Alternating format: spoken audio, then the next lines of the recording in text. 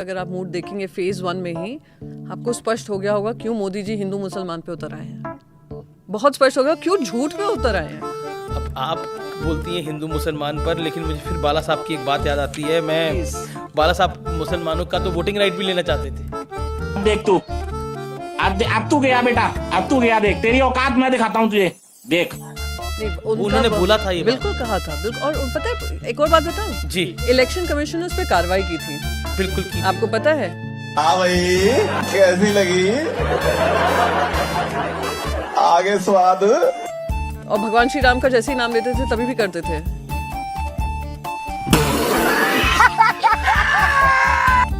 यही नहीं, अभी और सुनिए। हालत ये अभी हो भी गई। नोटिस हुआ है वैसा। अबे साले। प्रधानमंत्री नोटिस होने से क्या होता है?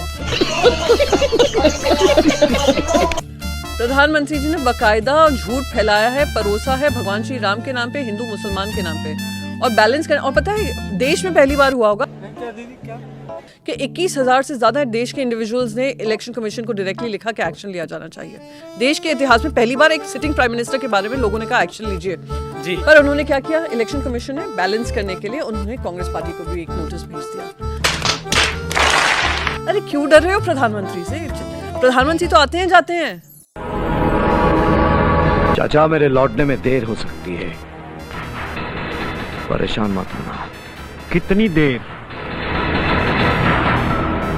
कुछ घंटे भी लग सकते हैं और कुछ साल भी। देश को तो ऊपर रखो, देश की संस्थाओं को तो ऊपर रखो, देश की एजेंसीज को तो इंडिपेंडेंट रखो।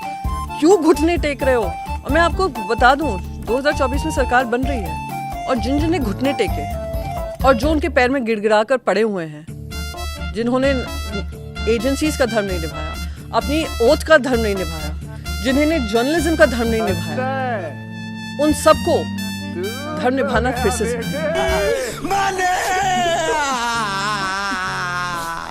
मतलब ये धमकी है ना। या वार्निंग है? धमकी क्यों कहूँ? मैं कहूँ आज अगर मेरे देश की एजेंसीज अपने घुटने टेक देती हैं, वो मेरे देश हित में नहीं है, मेरे देश के खिलाफ काम हुआ है। भाई यहाँ पे क्या हो रहा है? भाई यहाँ पे क्या हो रहा है? भाई ये कहाँ फंस गया भाई मैं? भाई ये क्या हो रहा है? अगर पत्रकारिता को 4th पिलर ऑफ डेमोक्रेसी कहते हैं तो वो जो काम करती हैं, मैं आपको नहीं कह रही, मैं किसी को धमकी नहीं दे रही हूँ, तो उनको पत्रकारिता का धर्म क्या होता है? तू समझा? हाँ। नहीं तू समझा नहीं। यहाँ पे बकायदा चैनल्स बंद कर दिए जाते हैं। सब मत करो मेरी जान, लाइफ में कुछ अच्छा करो यार।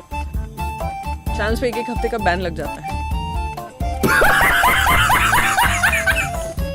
तो ये ध्यान दिलाना पड़ेगा कि भाई साहब आपकी भी रीढ़ की हड्डी है। तो मीडिया क्यों झुके जा रहे हो? मीडिया अपनी मैं क्योंकि आपने मीडिया पे बोला और मैं तो एजेंसीज के बारे में खुद बोला। एक जर्नलिस्ट हूँ, तो मीडिया की रीढ़ की हड्डी है। अब बाकी याद दिलाना चाहती हूँ, लेकिन आपकी रीढ़ की हड्डी, हम रीढ़ की हड्डी सशक्त होके सवाल मैं अब आए ना लाइन पे।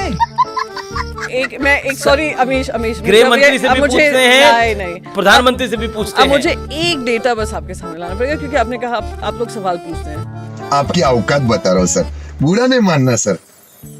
तो एक अभी इस पे काम हुआ था कुछ दिन पहले कि कितने चैनल्स ने कौन से डिस्कशन किए, और अमीश जी आपका ही सबसे पहले रखूंगी। टोटल 49 डिस्कशंस हुए जो उन्होंने मैप किए हैं, जिसमें से प्रो मोदी 15 हैं, एंटी ऑपोजिशन 25 हैं।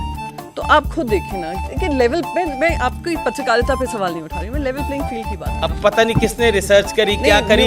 हमने तो कल भी सवाल पूछा है सरकार।